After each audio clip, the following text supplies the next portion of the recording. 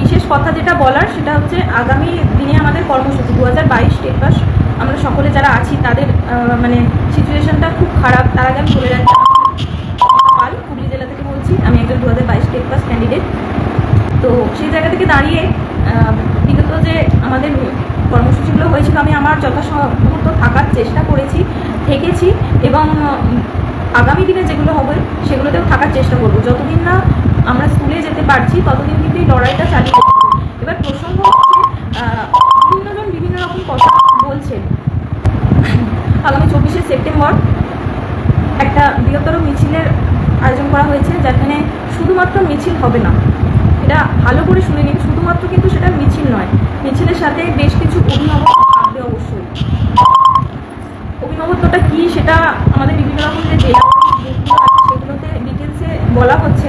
তো যারা বিভিন্ন জেলা গ্রুপেতে আছেন সেই ডিটেলসটা একটু জেনে নেবেন জেলা গ্রুপের অ্যাডমিনের থেকে, বা মিটিংগুলোতে অবশ্যই আপনারা থাকবেন। আপাতত 24 তারিখ মানে সামনে মঙ্গলবার বেলা 11টার সময় সকলে জমায়েত হবেন শিয়ালদা স্টেশনের কাছে, মানে শিয়ালদা বিগ বাজার যে আছে তার সামনে। অনেকের বক্তব্য যে মিছিল করে কিছু হবে না, কিন্তু আমাদের লাস্ট একটা আইন অমান্য হয়েছিল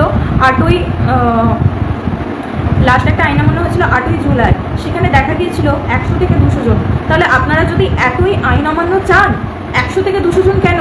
আজকে প্রায় 50,000-55,000 জন ক্যান্ডিডেট আছে, 5,000 জন কি আসতে পারেন না? যদি 5,000 জন অন্তত আসেন তাহলে আইন অমান্যকে কেউ কিছু করতে পারবে না। যতই আইন অমান্য হোক কেউ কিছু করতে পারবে না। প্রথম আর দ্বিতীয় 27শে ফেব্রুয়ারি যে আইন অমান্যটা একটা হয়েছিল সেটা মানে কলকাতার বুকে সবথেকে বৃহত্তর আইন অমান্য বলা যেতে পারে। সেখানে হয়তো 600 থেকে 700 জন উপস্থিত ছিলেন, তাতেই পুলিশ নাজেহাল হয়ে উঠেছিল, তাতেই পুলিশ থাকতে পারেনি, মানে কলকাতার প্রায় 5-6টা থানা ভর্তি হয়ে গেছিলো। কিন্তু লাস্ট আইন অমান্যতে কী হলো? 100 থেকে 200 জন। তাহলে আইন অমান্যই যদি করবো তাহলে 100 থেকে 200 জন নিয়ে তো কোনো লাভ নেই। সেই যারা যায় তারাই প্রত্যেকবারে যায়। আপনাদের কথা অনুযায়ী আইন অমান্য হয়েছিল, আমাদের কোনো মতামত নিয়ে হয় না। আপনাদের কথা অনুযায়ী আইন অমান্য হয়েছিল, সেখানে মাত্র 100 থেকে 200 জন গিয়েছিল। তাহলে এইভাবে তো আইন অমান্য হয় না। আর মিছিলে আবার যারা আইন অমান্য পক্ষে তারা আইন অমান্যতে আসেন না, আবার মিছিলের কেউ পক্ষে তারা আবার মিছিলেতেও আসেন না।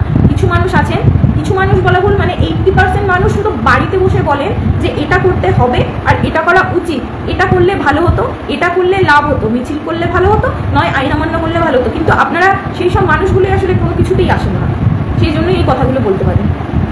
অনেক পোস্টে এরকম আমি দেখতে পাচ্ছি, যাবেন না, ডাইরেক্ট বলছেন যাবেন না, গিয়ে কোনো লাভ নেই, গিয়ে কিছু হবে না। আরে প্রথম থেকেই তো এই মেন্টালিটিটা নিয়ে আপনারা চলেছে, প্রথম থেকেই।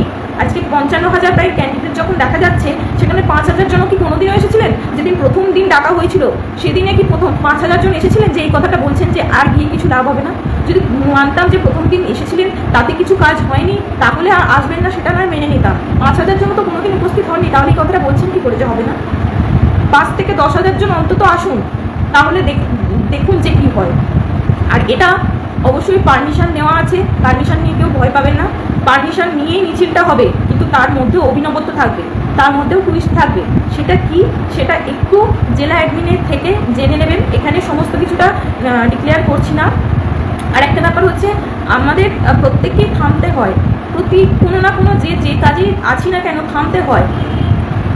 দু প্রকার মানুষ থামে, যারা জিতে যায় তারাও থামে, যারা হেরে যায় তারাও থামে। যারা হেরে যায় মাঝপথে থেমে যায়, আর যারা জিতে যায় সফল হয়ে থামে।